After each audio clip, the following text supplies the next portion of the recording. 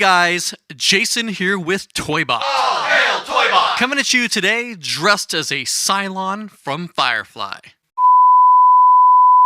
So, I had the pleasure of helping a buddy of mine out tabling at the Washington State Toy Show this past weekend, and I gotta say, I had a complete blast. I don't think I've ever been surrounded by so many toys. As I made my way through the toy show, checking out different booths, I was instantly hit by waves of nostalgia as I was reminded of toys past. This was only my second convention where I was going specifically to hunt for toys.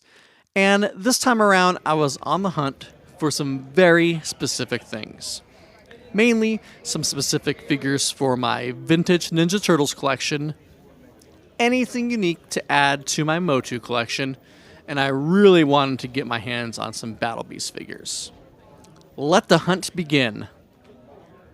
One of the vintage turtle figures that I've been wanting to get my hands on is the punk rock Donatello. I managed to scoop him up complete at a decent price from a booth in the expo hall. The booth was run by RB Toys, and you can actually check them out on Mercari. They had a lot of great TMNT figures. Not only that, they had some vintage Motu figures, plus this really cool snake playset from the vintage Dungeons & Dragons toy line. Speaking of Dungeons & Dragons, while going through the expo hall, I came across a booth that had a ton of old school Dungeons & Dragons modules, miniatures, and books. And among these books were a selection of Choose Your Own Adventure books, which for me personally was my own gateway to getting into role-playing games when I was a little older. One such book that really drove it home for me was a book from the Fantasy Forest series I had purchased from the book fair called Shadow Castle. And I didn't even know at the time that the Fantasy Forest books were made by TSR, the same company that produced Dungeons & Dragons. I didn't know this until looking at the back of the book at this toy show. Mind blown.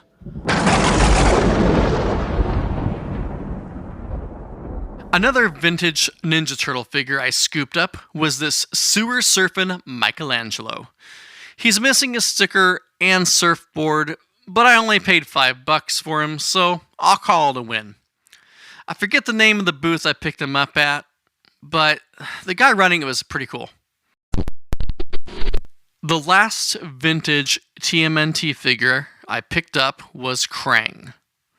Krang has been on my to-get list for a while now, so I was happy to find him with his dome in pretty good shape at this toy show.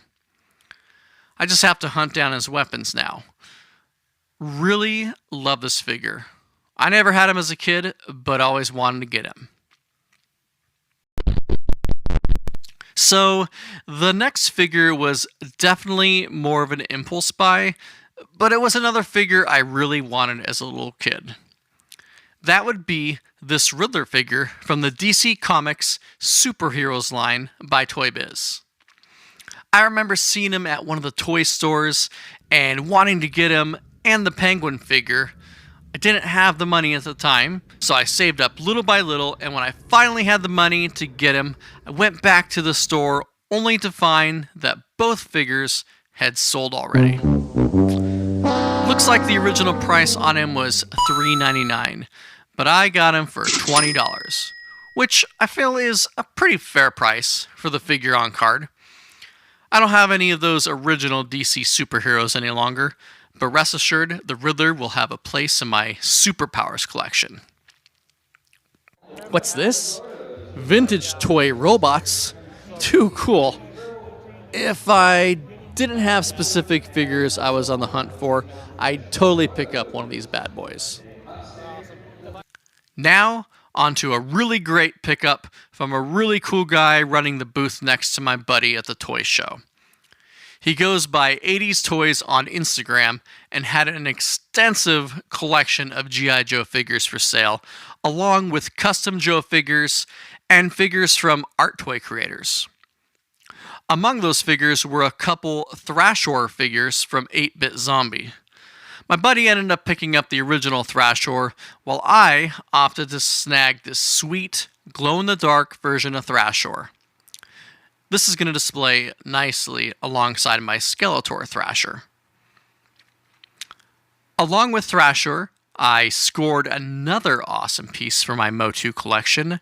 This giant Skeletor on card and with his original packaging. I've seen these in other people's collections online, but never in person, and definitely never seen the Skeletor. He also had Stratos and Man-at-Arms, but I figured one was enough for now. Just want to give a shout out to Luke for hooking me up with these two amazing pieces for my collection. Last but not least, we come to one of the main toy lines I wanted to track down at this show. Battle Beasts.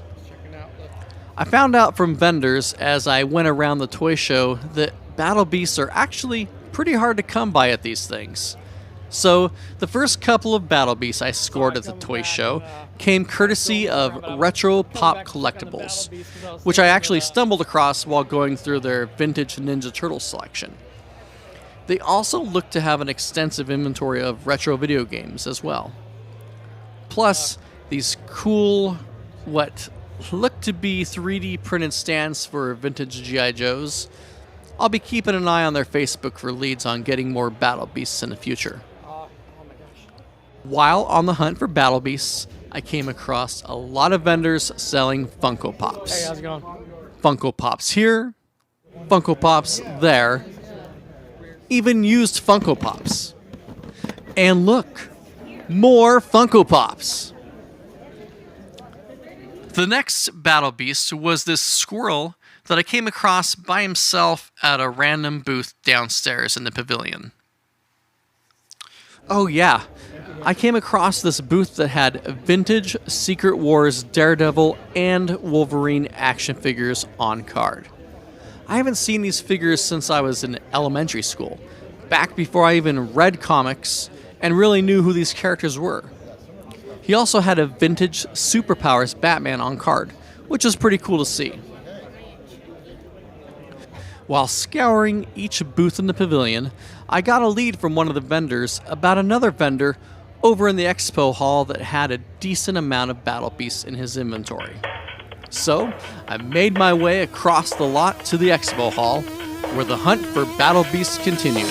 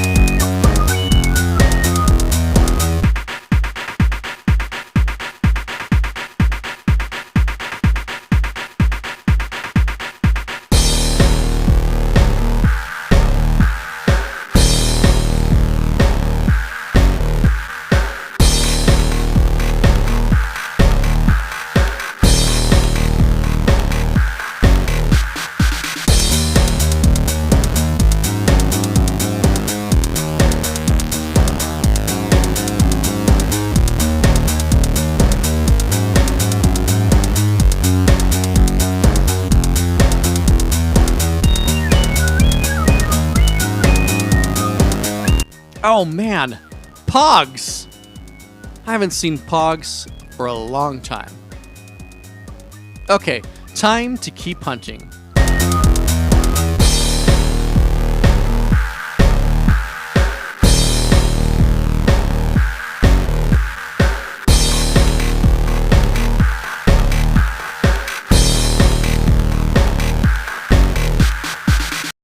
After multiple trips down memory lane, I finally found the booth I was looking for. After combing through this guy's Battle Beast selection, I ended up picking up these cool bunny and frog figures to add them to my collection. I actually never had the frog or the bunny when I was a kid, but I do remember wanting to get these guys, so it is was pretty cool finding them here.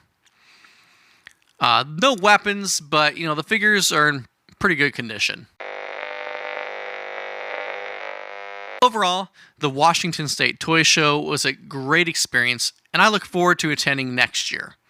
Hopefully, I'll be assisting my friend with his booth again, so I can get in early to check out the other vendors and have a home base to bring my loot back to.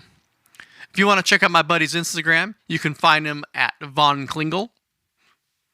Well, I hope you all enjoyed this trip through the toy show, and for me, down memory lane. I sincerely appreciate you checking out this video and checking out all my other videos, so thank you again. Until next time, toy heads, all hail ToyBot.